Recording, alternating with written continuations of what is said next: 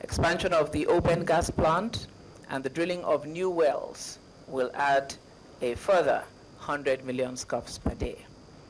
The re-entry of the Odidi field and the revamping of the processing plant and flow lines will deliver a further 40 million scuffs per day. Hooking up of already drilled oil wells in Pan Ocean's OPL 275 is expected to add a further 40 million scuffs per day. Collectively, these projects will add 240 million scuffs a day. Now, all these are in advanced stages of delivery, and the progressive impact should be felt steadily from October till year end. On the eastern axis, NGC is building a 6-kilometer bypass line which will enable alternative supply of 60 million scuffs per day to Alaoji. This line mitigates slippage in the northern option pipeline, the NOPL, which was originally planned to supply Alaoji, with expected stabilization of supply of 40 million scuffs also expected from Shell. When this happens, all of Alaoji's requirements for gas are expected to be met by year end. In the east, Seven Energy will be delivering 30 million scuffs per day in the first instance to the Calabar NIPP. It is expected that the Baran and Omoko power plants will be completed by end of Q1 2015. When this happens, it will make available a further 130 million scuffs a day of gas to be utilized. Now, these projects in totality should unlock an additional 370 million scuffs. That is the projects that we expect to unlock by the end of this year, assuring us of a total of 5,000 megawatts, inclusive of hydro, within the next 4 to 5 months, taking us to the end of 2014.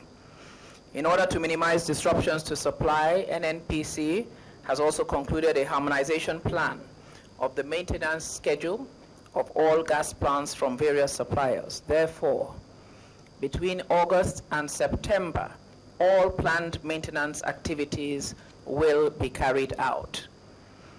Whilst this will create a temporary disruption in our supply to power, it will ensure that from October this year, disruptions due to planned maintenance activities will be extremely minimal. And this will enable steady supply of power to Nigerians thereafter. It is essential to recap some of the typical challenges that have impacted negatively on our supply. These include rapid reservoir decline, continuous pipeline vandalism, and that affects power as well. Power assets are also continuously vandalized, as you know. Community disruptions of our project schedules, and of course funding. These are all being continuously and progressively mitigated through various schemes, such as more aggressive drilling campaigns to bridge the declines, alternative funding schemes, and a holistic government approach to pipeline security, as well as a very integrated government approach to the entire issue of gas to power, as exemplified by what you see here today, the cross-sectorial approach that we are now taking. Notwithstanding, it is expected, as I have just said, that the aggressive combined efforts of the Ministry of Petroleum and Ministry of Power, the Central Bank of Nigeria, NERC, and of course NNPC, will ensure that from October this year, following the critical maintenance activities, stability in supply of power will be restored, and steady growth towards a minimum of 5,000 megawatts by the end of this year will in fact be achieved. Finally, by 2015, we do expect a more significant boost in supply, as a number of further projects would have reached maturity. I thank you. Thank you. Thank you very much, Honorable Minister, Petroleum Resources. Ladies and gentlemen of the press, we've heard from the Honorable Minister. I want to believe that you might require a few clarifications on what has been presented to us. And so we'll limit our questions to the issue at stake, which is providing sufficient gas to power our economy. I have the microphone here. I'll move to where our colleagues are and would take them one after the other. Excuse me.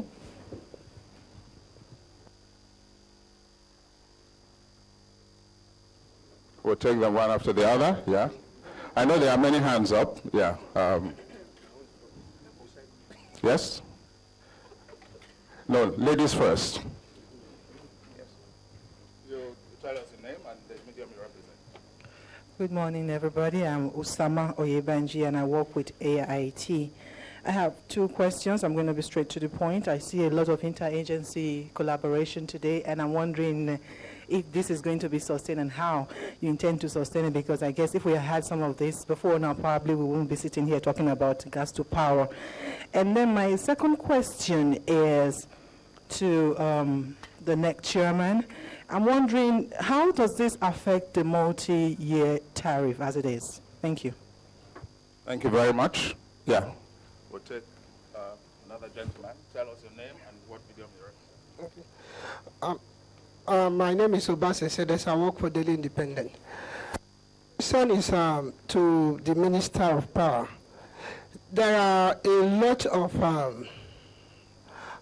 NIPP projects, that are due to come on stream that are being delayed by the issues of gas. Are you satisfied with the current arrangement?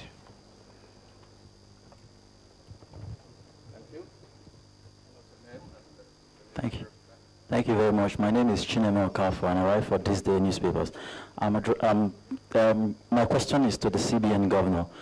I would like to know, now that the CBN is just about to clear the legacy debt of gas supplied to power plants, I'd like it to give further clarity on what these plans are all about. Thank you. Would perhaps take just two more, and then we'll take it back to maybe before I bring another lady. Yeah, okay. My name is Augustine Okizi. I report for Blueprint newspaper. I have a question for the CBN governor and then the Minister for Petroleum Resources. The CBN governor, sir, in your inaugural speech, you promised improved support to the development of the energy sector, especially the power sector. I wanted you to, if you can give more light on how the banking sector will assist in the development of the power sector. And then the minister, I was listening to the mitigation measures, especially as it relates to issues of vandalism and all that. And then I was thinking about the relationship with the host communities. That is the social responsibility aspect. I didn't see you here you mention the responsibilities that the relations that we shown to host communities, their attitude to pipeline, and their own participatory role in the protection of late pipeline products. I didn't see measures that is being rolled out to address such challenges. Thank you very much. While we'll get responses in a moment, we'll take yet another one. I'm told we can field one or two more questions. Lydia? Good morning, everybody. I stand on existing protocols. My name is Lydia Samson. I report for NTA News. My question is directed to the Minister of Power. Sir, what is the Ministry's long-term plan to boost the nation's power generation and distribution capacity? Thank you. Are they taking notes? So would do we hear from you? All right. Thank you. Tell us your name. Good morning, ladies and gentlemen. My name is Chris Okanwa, Silverbird Television. Honorable Minister of Petroleum, I'd just like to know, you spoke about funding, the alternative sources of funding.